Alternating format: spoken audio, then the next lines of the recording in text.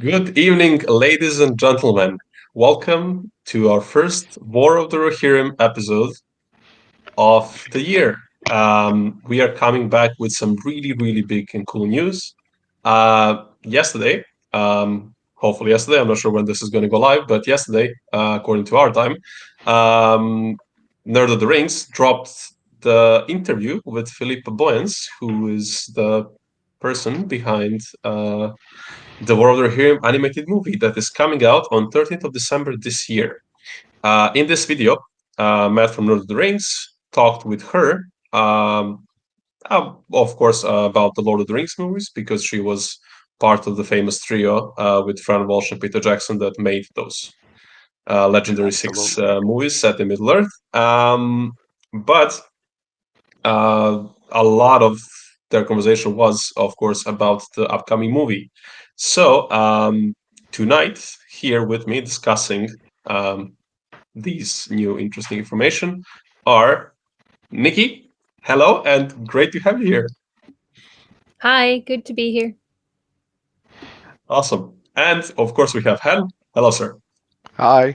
It's great to be here back. It took a while Yeah, to get it's it been a to while get since another one. since we chatted about this. Yeah, it just didn't kind of work out. Yeah.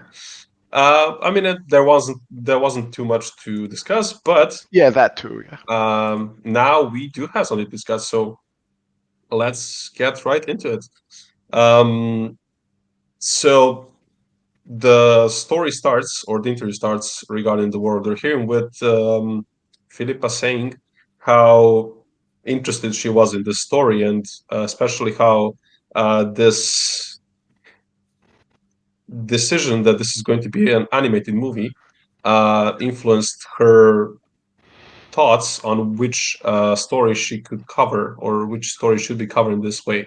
So she decided to cover, or she and her collaborators decided to cover the story of the War of the Rohirrim. So she says that the interesting part about this is that even though this story is set in the world of the Lord of the Rings and it is relatively close, if you consider the huge timeline of Middle Earth, to the War of the Ring, it is still a self-contained Mm, story, but it is set it in a is. familiar place. So, to paraphrase what she said, we will see Meduseld, we will see Edoras, but we haven't seen Meduseld, the Golden Hall, in flames before. Or we Yeah, also haven't seen Hornburg before it was Helm's Deep. So it won't be called that, yeah. yeah, that's how it's going to get the movie. That's how it's going to get its name. And, So and the statue, yeah, there's a statue of Helm there, so yeah, it's gonna get yeah. that. So Nikki, what would you say maybe regarding this? So she kind of says that doing an animated movie will enable them to do some different things that they could do in live action. So do you maybe have more information on what are maybe the benefits of doing this? Why this story would be such a good story to be done in an animated form, maybe compared to the live action form? Well, there's like the general story potential of it because it's something different and it's so removed from the like even though it is not far away time-wise from the Lord of the Rings movies or Peter Jackson's world that he created, it's still completely separate with a lot of Yes, it is. characters that are very separate from this. So it's easier to take that into anime as well and create something that is different without Yes. sort of stepping on anyone's toes in a way. But there's also the fun thing about doing animated movies in general is that you can burn a building down many times. It's a lot easier to sort of do catastrophic things. Yeah. Uh, like it really does depend because creating flames, animated flames, are going to be just as complicated regardless of whether it's done in VFX on film or if it's done in animated movies. But I think there are a lot of things you can mess around with. You can mess around with how it looks, how it feels. A flame is always going to look like a flame if you light a candle, but if you do it in anime, make it look different, you can make it feel different, you can do a lot of things to it that you wouldn't be able to do in the physical world, which is very cool. Yeah. I like it when someone says something, especially when it's about like the craft of creating movies, and then Henny's like, "Yeah, I No, got it's nothing to like add." No, because it means that she in this case Nikki, she nailed it. She said everything there is to the say. setting of Edoras in flames is, by the way, not a new idea at all. It's part of the story, by the way, and I'll get to. But it's not a new idea because the Warg attack in the Two Towers. That's a replacement for what was originally scripted as a Warg attack on Edoras, and the reason that they didn't do it was, where Edoras, it's a set build in the middle of nowhere basically, and they were like, how the hell are we gonna light a night scene in that place? Like, what do you do to light it? So that's why they didn't do it. Whereas if it's animated, then it's much easier in that regard.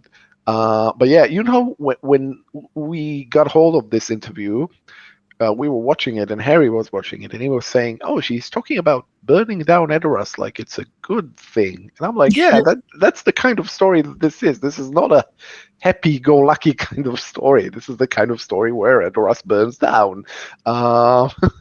This is, it's tough. Yeah. Yeah, but do you maybe want to mention? So there is an interesting comment there made by one of the new writers. We will come to them in a second, but they say that I quote: "The story is set against the backdrop of what is happening elsewhere in Middle Earth." That's super Do you interesting. have Yes. maybe any comments on what that could be? They hint at a couple of things. I think they mentioned Gondor. That's very interesting and very, very relevant because, spoiler alert, but towards the end of the story, Gondor comes to Rohan's aid, which is a nice reversal instead of Rohan coming to, but so you need to see what's going on in Gondor for that to make sense. So I'm guessing they're talking mostly about that, but not just. There are two other threads that I can think of that will fit into this. Another one, which they do mention, is creatures in the White Mountains. And from an earlier interview, your mind immediately goes to the Dead Men of Dunharrow. We know from an earlier interview that that's not the case. They're orcs. There are orcs in the White Mountains. This is perfectly like Tolkien. So that's bringing orcs into it. Yeah. Well, didn't she say later on what else is lurking in the mountain? Like Yes, that exactly that. Yes, she's hinting in this and the interview idea about is orcs, maybe something exciting, like, because this is primarily about humans. Yes, But absolutely. they do, like, as you would in a high fantasy story, in a fantasy world, you want to bring in some of the cool other things because humans are not that exciting. Let's be honest. And there's another fantasy element. They talk about, we can have other characters that other than Eowyn show up in this, and we all know who they're talking about. They're talking about Saruman. Saruman shows up at the end of these events. He's supposed to show up and take over Isengard. So, I mean, they treat it like hush hush, but I mean, it's Saruman. And so that's another one. Beyond that, I have to say, when we were talking about things in the mountains, I was talking to Lakidia about it, and she said, "Oh, there's the Druidine forest," and I never thought of that. I don't think it's necessarily going to happen, but it's a very interesting idea. I never, ever, ever thought of that in any of our discussions.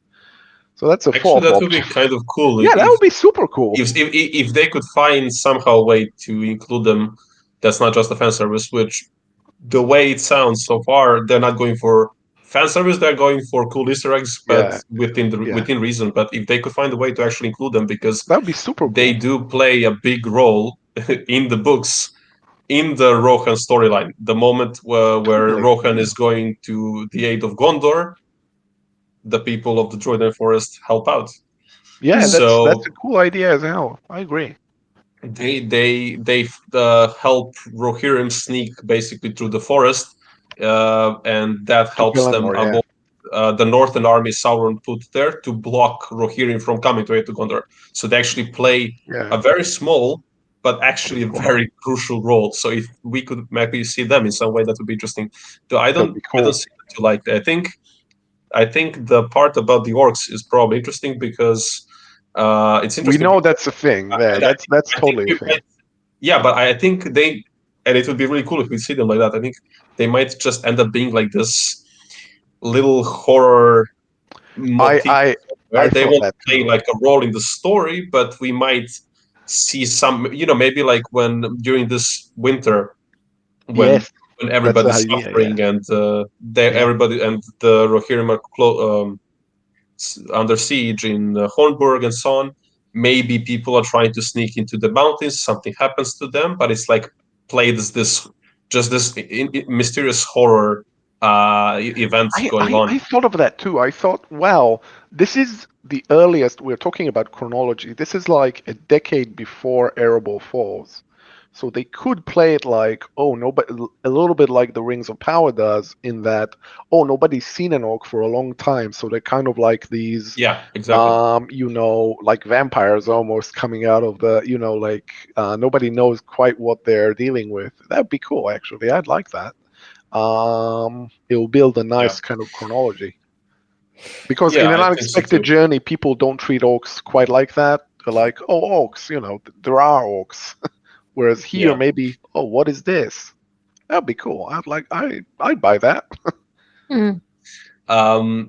One thing, another thing that got mentioned as well is, and I'm curious in your opinion as well.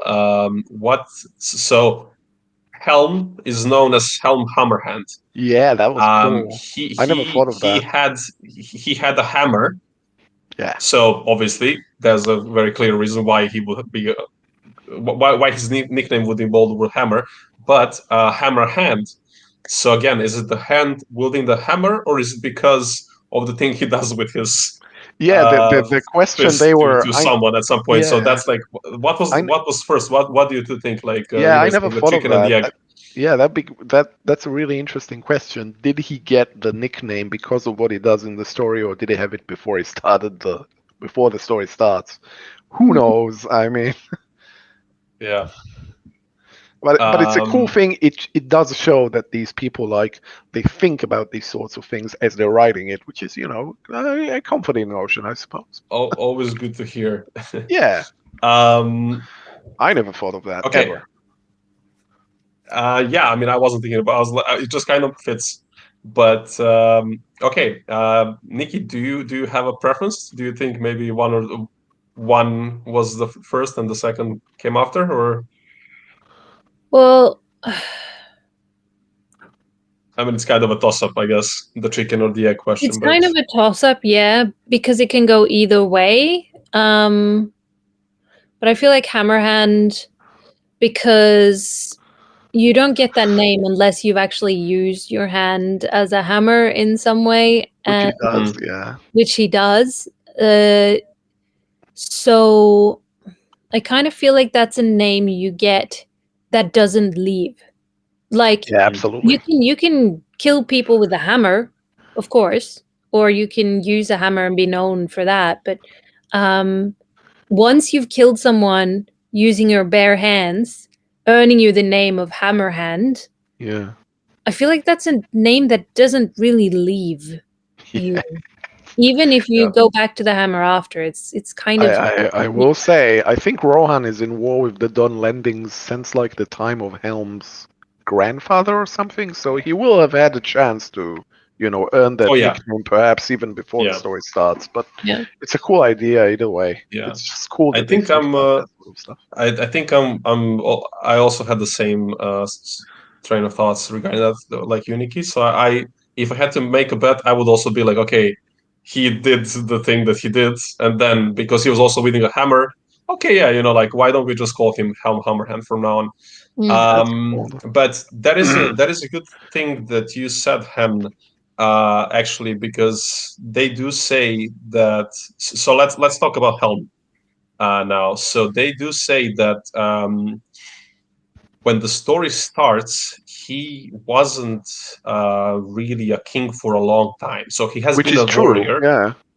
but he hasn't been a king for a long time. And then things that we will saw in the movie unfold, and these decisions and these actions push these two nations into war with each other, and Mhm. a lot of things happened to Helm and his family.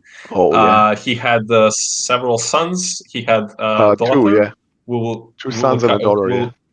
yeah, we will come to the daughter in a second. But yes, so Helm is famously voiced by Brian Cox, who is Yes. a Wonderful. He's a great very, cast, very, as they yeah, said in the very, video as well. Fantastic. Yeah, great choice. Absolutely Mm. superb. yeah, great choice. So, and they made Philippa mentioned that he played in the play Titus Andronicus, and Yeah, he which played a is a similar role there, where a yeah. father gets mad with grief in a Oh, way, tremendously, yeah. and Yeah, Titus that's Andronicus something is. that might happen to Helm as well. So I think T.S. that's Eliot called. I think T.S. yeah. Eliot called Titus Andronicus the stupidest thing that any man has ever done. It's not one of the most well-regarded Shakespeare plays, but it's very, very bloody. Yes, extremely bloody. Yeah. Yeah, I mean, I don't know the quality of the play, but the fact that he played already a similar role of a father Yes, it's very. who It's quite goes similar. through all of this. It's even more gruesome, significantly actually, but it's very similar. Yes. And also King Lear. I mean, Um, King Lear is like that too. And Brian Cox is very yeah. famous for his Lear. He has, I think, like the Lear Diaries or something. I think Ian McKellen played his fool. Mhm. Yeah. Mm. I wanted to ask, and Nikki, I have nothing to do with acting, so if my questions don't actually make sense, I'm sorry. I'm just asking what I think you might It's give okay. an interesting take on. But please, if you have, if the question is not logical, correct me or ask yourself something else, and then answer that, please. Yeah. So I wanted to try to connect this previous role of Brian Cox in this play with this role here. How does it work when you maybe play two similar roles? Like, you play one role, and then down the line maybe you get to play this other role that's kind of similar. Like, What's the name of does it? They that have can they that have a can name that, for can that that. help you out, or like can it give you something Well, it useful for really this role, depends. or can it be negative, or Typecasting. That's what it's called, kind of. Yeah, it really depends on uh, how you work as an actor and what you do. Of course, it's always beneficial to have more things that you can add to your toolbox, and the knowledge of how that kind of relationship works, how that kind of pain feels, that you've had to figure out a way to deep dive into these feelings before makes it easier for you to do it again. But at the same time, it can be risky because this is a different situation. This is different. He has a different past. Like, Yeah. even though two people are in the same situation, they might respond two very different ways. So if you then play the same character over and over again, you're at risk of it either becoming impersonal or like wrong for the character, or uh, everybody's saying like he plays the same person in all films. Like, case in Mhm. point, The Rock. He's fantastic, but he's always the He same. plays the Rock, yeah. Yeah, Whereas I actually think Mhm. Brian Cox is the antithesis of that. yeah. I He's find him great. extremely versatile. There's a quote Mel Gibson says in the director's commentary to Braveheart, where he appears as Uncle Argyle. You don't see him very often, and you don't recognize that you see him because he's different every time, and I Mm. quite like that. Yeah, Yeah. yeah, So it's good for an actor to have knowledge of where to dive into the feeling, but it's also good to remember that every character is different and you have to play it the way that is right for that character, the way that feels right for you, feels right for the producers, the director, the team, as a whole, to bring that particular character to life instead of your past characters. Okay, that was a really good answer. Thank you so much. You that's what I was asking. So we got there in the end. Well, I mean, as you just said, like I think we are in safe hands in that Oh, way. totally. Yeah. I'm looking forward to this, like to see a father. I mean, we kind of missed the chance in the Return of the King. We could have seen this grieving father in a maybe more nuanced way, because in the books it is way more nuanced. Like Denethor. Denethor is not Yeah. completely mad. Like Denethor in the books is way more complex and way cooler in that sense. Mm. Yeah. So it's nice that we will kind of get to see this in this movie. Oh, totally. Um, Yeah. yeah, Really cool. but maybe we can move to the Yeah, next we should. main character, or actually to the lead character in a way. So I will try to pronounce it. It's Hera. Yeah, something like that. Yeah. Apparently, it's like a Hera. stronger first part of the name. Yeah. Hera. Yeah. Um, Hera. so yeah, and we learned here that, I mean, I think we actually touched upon this in some of the previous videos. It's been Yeah, some we did. months now, Mm. but we got it confirmed that this name comes from kind of like an old It comes from an kind actress. close, yeah, but like the name specifically, Yeah. close to like some Anglo-Saxon root in a way. Yeah. But actually, yeah, like the name itself comes from, so Fran Walsh, uh, who Yeah. with Phillipa Boyens and Peter Jackson worked on the Lord of the Rings movies.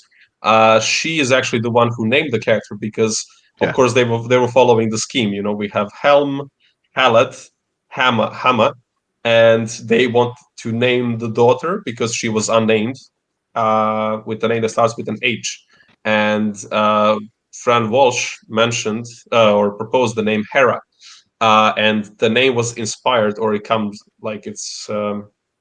She got the idea from Hera Hilmar, Yeah. who is an Icelandic actress, and Uh, she played one of the main roles, she played the lead or the lead role in role Mortal Engines. Yeah, in which they Immortal Endless, wrote. yeah, which Yeah. they wrote. They So that's cool. Yeah. yeah, we have this confirmed. So even though it sounds like the Greek goddess, now we know officially where it comes from, and apparently it means something along the lines of noble, Yeah, which heroic. Yeah. Which is which pretty fair cool. enough. Yeah. Yeah, it's an appropriate name. Yeah, totally. Um, yeah, so maybe this is also a good time, because we're going to talk about Hera, and it's important to mention that we also got introduced in this interesting interview to the two new writers. By two new writers, that means that we haven't got introduced to them so far, but they are not really writing anything now. They've been doing that months ago. So these two people are, let me just find the names. So Phoebe Gittins and Artie Papageorgiou. Something like that. Yeah. Yeah. Yeah. Didn't we know I about Phoebe Giddens? I feel We like did. We knew both of them. Yeah. We just yeah, didn't talk to them, as it were. yeah, yeah. Phoebe We Giddens, by yeah, had the but way. this Yeah. is the moment where we actually got to hear them as well. So I mean, Yeah. for anyone who hasn't seen the Phoebe interview, Giddens, by the way, in spite of the yeah, family name, she's Philippa's daughter. So Can I just say I absolutely adore the New Zealand accent. So for me, like it was very pleasant to listen to all of them. I was like, oh, this is nice. It feels and, like and I must say, Philippa it is very pleasant. she's quite funny. I found in the interview. I liked when Ned was talking to her. I found her quite funny. Yeah. hmm, Yeah, it was very nice to hear them, and I think they really showed that they care about this and that they Oh, totally. put a lot of thought in it. Like I seriously, anyone who hasn't seen this and is only seeing our video talking about that interview, you should absolutely go and see it, because Yeah. I think maybe Yeah. like the last quarter of the interview is the interview with also these two people, and it's really a lot of interesting things, And and, especially and I must say way to it's just get to yeah. know them as the writers of this yeah. Yeah, movie. and I must Yeah. say it's so nice to see a Lord of the Rings project where it's not done in this kind of super secrecy kind of. I mean, he literally just Mm. talked to. I mean, there's a funny, hilarious actually moment where Philippa, oh, you want to talk to the writers? Okay, just don't tell the studio. Let's go talk. I mean, it was really funny, and also like Stephen Gallagher sharing pictures from the recording sessions. Like that openness is really, really fun. It's fun. It was great. It's just very nice. I like it. Let's hope we don't get them in trouble by sharing and talking about this. Yeah. Well, I mean, if someone's getting in trouble, it's Matt. Yeah, Yeah. true. Thank Um, you. Thank you. We Yeah. appreciate Thank you very but much. Yeah. thank you for your service. it. For your service. I wanted to actually read a quote from Phoebe because I thought it was very interesting.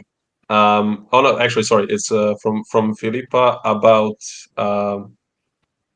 Hera. So actually, I'm sorry, we that's the wrong quote. I wanted to comment on something from Phoebe Giddens. So she said just the way she described Hera is what I want to talk about. So she says. Hera is a good rider. She's skilled with a sword, and she's kind of carefree in the beginning. They did, and then they said that they didn't want to make her a warrior princess because they feel that we have seen this quite a lot in recent years. So they wanted to give her something else. But the fact that she is a good rider and skilled with a sword, it comes from the fact that she is the daughter of Hammerhand, who Yeah. is a renowned warrior, and that she also has two older brothers who are princes of Frohan. So she was always bound to be around swords and horses and shields her entire life.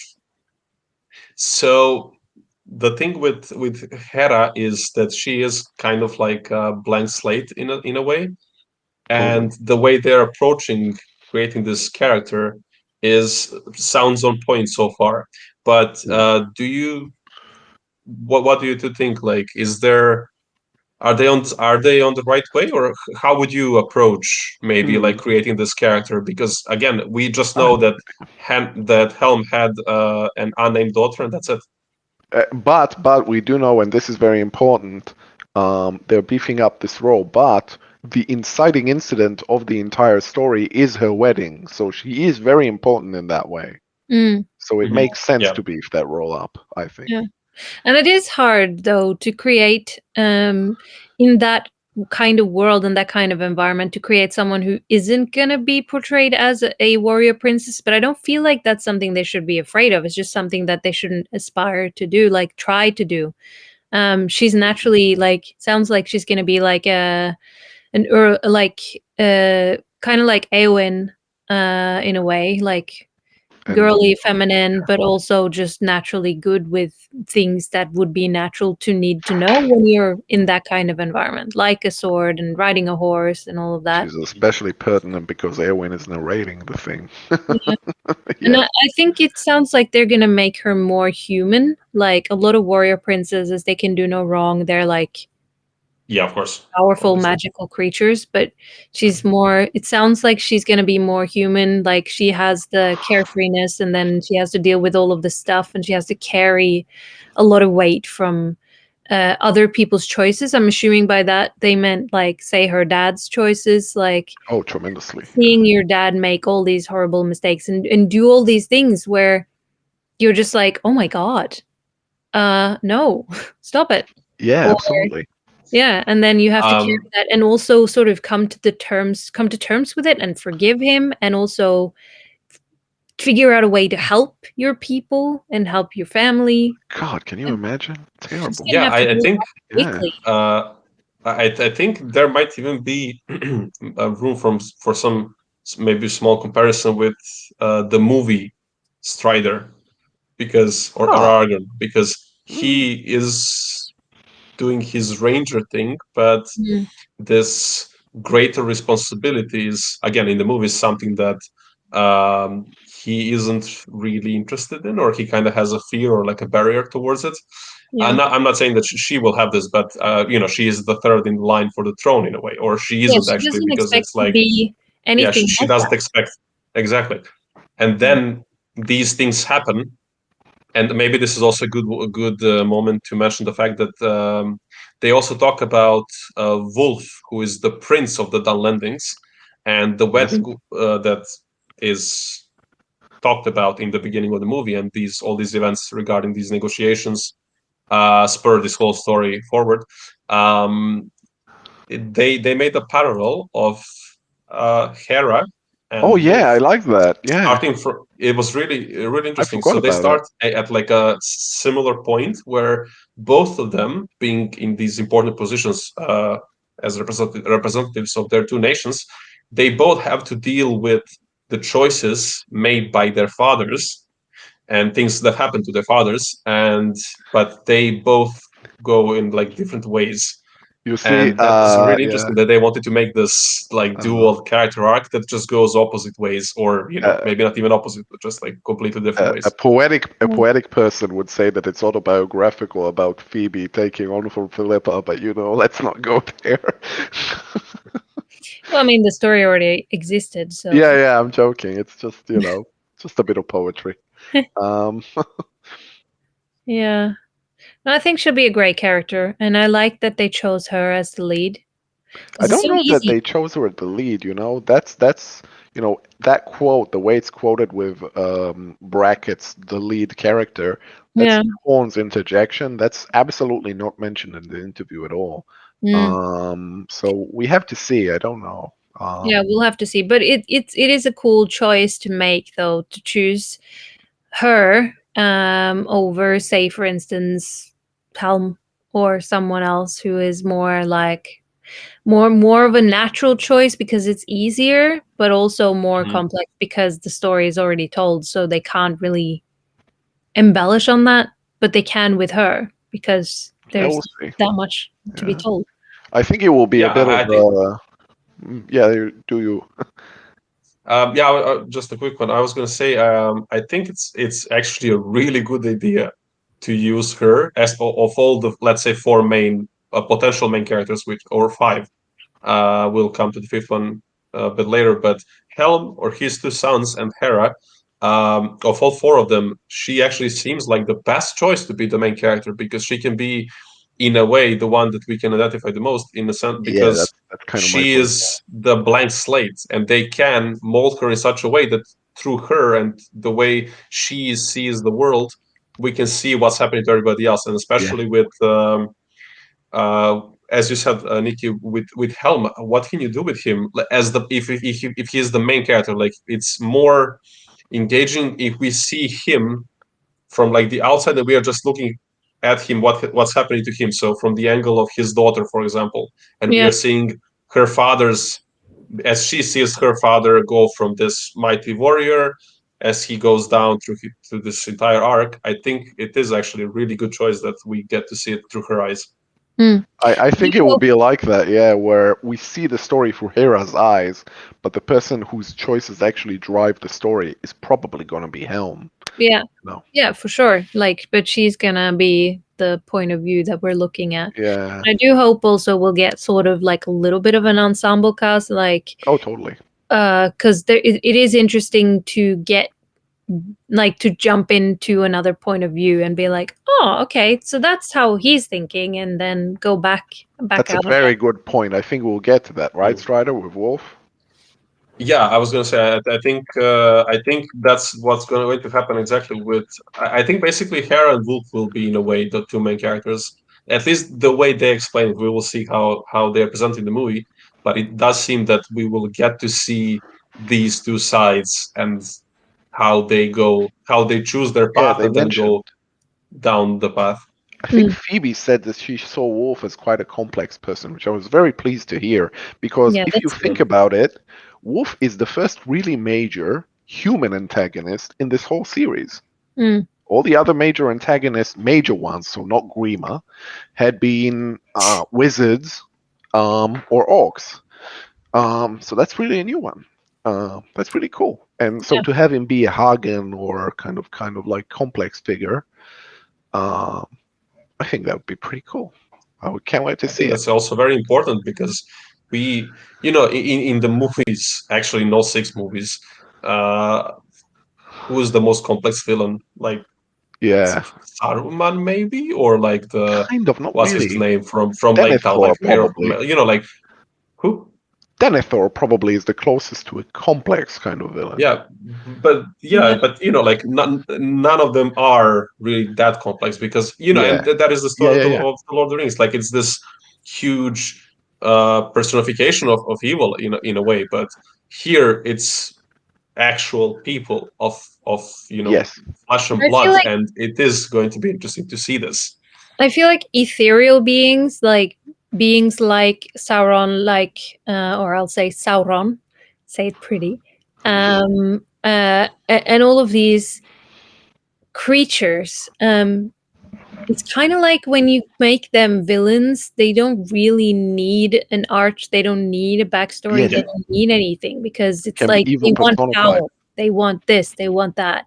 But with humans, because we are so complex and we have so many emotions, you have so much more to play with. You can show the arc of redemption, you can show how they're questioning themselves, and you can also show how they became villains to begin with. Like Sauron was a villain from the start, pretty much. Like Yeah. that's just there's no question about that.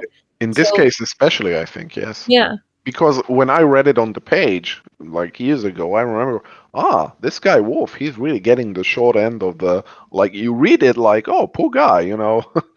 I hmm, mean, he's getting really like, you know, No, you but want he to is see him. pushed into a very yeah, tough pushed position into, because yes, like what happens is something that is kind of unexpected, and then it's like the first domino that just knocks out all the others, and he is yeah, suddenly put into this position of power where, he's and outlawed, let's be honest, yeah, like these are two, if we think of like more classical warrior nations, like this code of honor and all of these things, like and he is, I mean, I'm really looking forward to seeing his character because to be in that position, be like, okay, do I try to forgive what happened because it might escalate into an all-out war, or do I respond because obviously he has the right to be very angry because of what happens. yeah. So I'm really looking forward to see how they're going to put this on screen because to see a villain, or not a villain, an antagonist in this case, to actually have to make a moral choice is going to be a very refreshing thing in Yeah, Totally, yeah, Middle Earth adaptations. yeah. That's what I love about Um, humans. yeah, really yeah, cool. and that was actually right, a really good point. We are very complex, so to see that on screen, to have a real person as an antagonist, it's going to be very interesting. Mm, And I'm really excited about that. But one character that we haven't mentioned yet, and it's basically one of the final main characters, is Freala. They say that, and rightfully so, they say that he his arc is kind of similar. Not his arc, but his role is kind of similar to maybe like Elmer, mm, I especially think they maybe said Elmer he in could be Two like Elmer, Towers. and we tried to make him a little different. Yeah, Exactly. Yeah. So they wanted to make him a bit different, and exactly. And the thing that really stuck in my ear was when they said, I don't know who mentioned Frelov, and then Philippa said, "Oh yeah, Frelov killed the son." I And think then, we'll see Hild in this. okay, By the way, kill the sun. sorry. I think we'll see Hild, his mother. They mention her because he's Yeah, Hild's I son. mean, I'm yeah, pretty sure we'll see probably. her because So there are yeah, three she there is are the sister yeah, of Helm, yeah, and and there are three women in that's the the interesting thing cast. because we don't know. Makes sense. We don't know who they say that we don't know who his father is. We just know that he is the Mm, son of Helm's sister, yes, and they give him this name, and then they say they give him this not usual Rohirrim last name, and then they say, why do we assume that his father is Rohirrim? yeah. So I have no I, I idea what have they are referring to here. I have my interpretation here, but I'm interested to hear. Like, do you have any ideas on why this could be here? Um, Why they would add this particular form of a last name like Hildason? no, Because it does Hildeson sound is more just Nordic. in Hild's. That's Hildesyn means the son of Hild. Yeah. yeah, Yeah. it's a Norse is a Nordic way of naming someone. Mhm. It's like Yeah. that's the way the Nordic people would give someone a surname is like you'd be someone's son, and then that Mhm. would but they would usually choose the dad. So whether or not like I'm feeling like the reason they made it like this is because she probably had him before Rohirrim. And then that's why Oh his name is no. Hildeson because he's only I heard think that. that's from the book. Yeah. I think he's Frelaf Hildesyn in the book, and that is what probably led them to think, oh, Ah, okay. why is he been named after his mom? And not his Because dad, he's yeah. not, because his dad is probably not from Rohan. Mm-hmm. Yeah, he's Frelaf Uh, Hildesyn in the book. Mm-hmm. he is okay. I wasn't It sure. just I means know the son of name, but Hild. the last name. Yeah. So Yeah, so like the actually, Hera Hilmar that we mentioned, it's like Hera Hilma's daughter. Hima's daughter. Same Yeah, idea. yeah. So the theory that I got from that comment that they made, because yeah, like Frelov healed the son, and I know that it's this Nordic last name. So my theory was, what if? And again, this is purely theory, purely speculation, just on based on the interview. Because the people of Rohan, they came from the north. They came from these Northmen who lived Yeah. in these, well, mostly in the The valley between Eotheod. Misty Mountains and Mirkwood. Yeah, and they lived in this area over there in the north. So I'm curious, and again, a theory. What if his father, maybe he won't actually matter in the movie, we'll see. But what if the father was actually from these people who stayed in the north when the Yotheod, the ancestors of Rohirrim, came to Rohan? So maybe some of them stayed in the north, and then perhaps Frelaf is the son of a man who is maybe from the far north. So maybe they made this choice there. Perhaps Who I Mm. don't know knows? what you think of Yeah. that, because I think it should be possible, but I don't know how likely it is. Yeah. Did they like, I can't remember, did they like rule out his father being like from Gondor or something like that? I think they did. They Didn't don't they? rule out anything. They just say why do we assume his father is Rohirrim? Yeah. And why would So they based on say that that? comment and he sorry. They Why would say they say that if they didn't actually think that he wasn't? Unless they're trying to pull our leg and mess with us and make no, us I don't think so at all. I think it's Yeah, because he's who knows? Hilda's But yeah. son, because he's named after his mom, that yeah. they said, aha, why not after his dad? Oh, probably because his dad is not from Rohan, which again is cool because I never thought of that ever. Mm. Yeah, That's a exactly. really cool idea. Yeah. It's nice that they think about these things, I guess is my point. Yeah, and there are interesting options, because his father could have been at the landing, perhaps, or I he could thought have of been that, yeah. from one of these northern cousins, Yeah, I thought of that. or he could have been from Gondor as well. So there's Mm. at least three options that are right But there, yeah, quite but quite possible. So by this uh, point, I think the Rohirrim and the Gondorians have already bumped uglies a couple of times. I think, right? Because like the kin strife a few centuries before is about exactly this sort of thing, this mingling. Yeah, mhm. so that Mm. could be. I don't Yeah, know. I mean, for sure. Um, was it Theoden's father who Theoden's married? father too, as well. Yeah, so Yeah, actually, yeah, they're Theoden cross is one pollinating. part from Gondor. Like I think his mother was from Gondor. So yeah. Yeah, something like that. Yeah.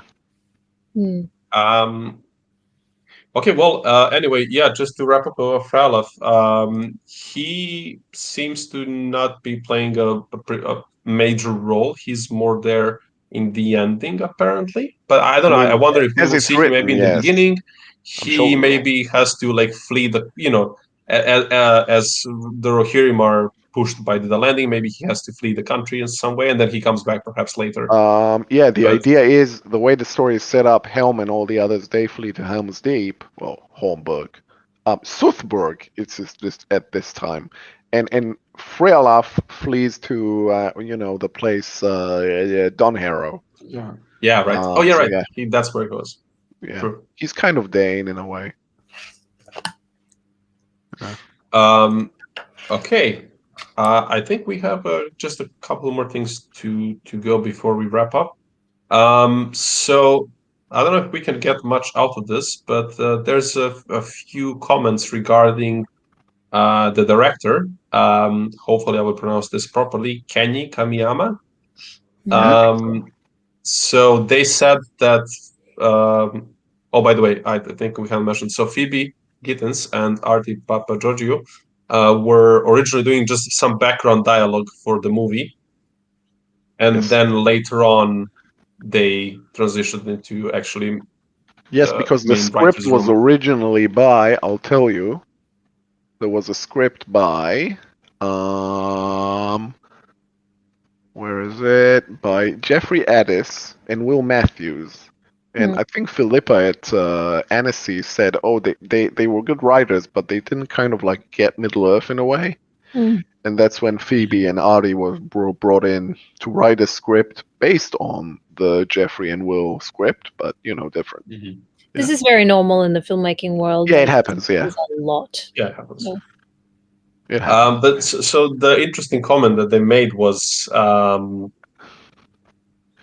that Kenny is very apparently very visionary, so that he often has this images in his head that he wants to see, and then he gets the artwork done, and then in a way that's actually how they managed to convince these two to join the team, because they saw the artwork that Kenny was imagining in his head, and that's what actually made them That's very no. That's officially also decide to very join. normal. That's very normal in movies. Also, I mean, like, Yeah, yeah. when, But yeah, so the comment I'm building up to is that he was apparently very excited to show these things that we haven't seen before, and he was like, the comment that they say is the thing that they quote him.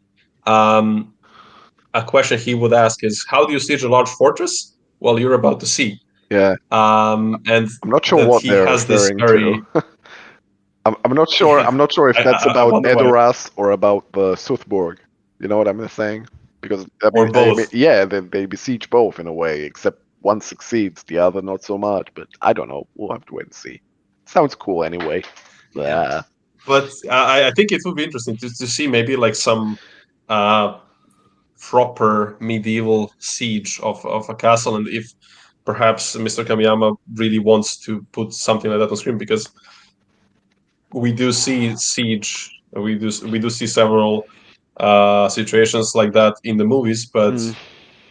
maybe it would be interesting to Well, see for one thing, this happening yeah. as well. For one thing, they tend not to lose the siege battles in the films, whereas here they do at least one. So Mm. that's one thing. Um, yeah. Indeed. And the final bit that was at the very tail end of the interview that I really enjoyed, but it is kind of vague, as it should be. So Matt from Nerd of the Rings asks about any other potential characters coming back, and he of course mentions Miranda Otto, who is coming back to voice the story as a narrator, as Eowyn. And they don't mention any names, but they do say that they cannot confirm or deny in answer to any other familiar faces. But then, No one who just to shouldn't make be there. sure that the point is very clear, Philippa in the end says no one who shouldn't be there. So maybe let's get some final theories. It's Saruman. Yeah, Yeah, it's Saruman. I that's mean, definitely one. that's definitely one. I mean, it could be others as well. Who knows? But yeah, the basic. Yeah, I don't know. It's Saruman. I'd like to I, know How how they will do that. I mean, the way the story is set up is that towards the end, one of the strongholds of the Dunlendings is Isengard. No, And no, actually, no. I mean the voice. Yes, yes, I thought of that too. I was actually looking through the voice cast, listening to the speaking voice, and thinking, who can do a Christopher Lee? And Yeah. I didn't like reach like a good verdict, so I have no idea. Mm. Yeah, it's doable, by the way. um, It's possible. it is, Yeah, and if it's just a short cameo, like at the end, which it will be, like if he's there, it's going to be this just very short moment. We'll see. I'm not so So sure I'm about sure this. they can find someone. But him, but it would be a nice tribute in a way. Then again, if they were yeah, gonna replicate it, it would be AI, which I am not 100% approved of. Like, I can't imagine Mhm. he would have been like, "Yeah, you can use my digitally enhanced voice forever for all eternity." I don't know. Maybe he did. Who knows? Maybe. The thing that came to my mind is, I mean, but it's just like wishful thinking, and maybe it wouldn't even make sense. But if they maybe got Ian McKellen to try to do like an impression of him or something like that, Oh, that would that might That's be like funny. They mention it in the like a nice little way they to mention maybe it in the do audio pay commentary tributes. that when they were mimicking each other, Christopher Lee did a better Ian McKellen than Ian McKellen did a Christopher Lee. But don't I put can in kind of see Gandalf. that. We don't need Gandalf in here. I mean, in Sorry, this it wouldn't be huge. I mean, like if Saruman has his buddy with him, it wouldn't be too terrible because I mean, it's like it's just it is before true. like Gandalf is somewhere around it. Yeah. Like it's not like oh he He's fell out of a definitely around, meteor. right? He's all over the place. Yeah, Yeah, he could be there. it's not too offensive. But I think that might be too much. I Might be think it yes, would be perfect if we see Saruman showing up and taking Orisinger. yeah. But the one character that that did come to mind is maybe we get like a tiny little bit of David Venom Mm.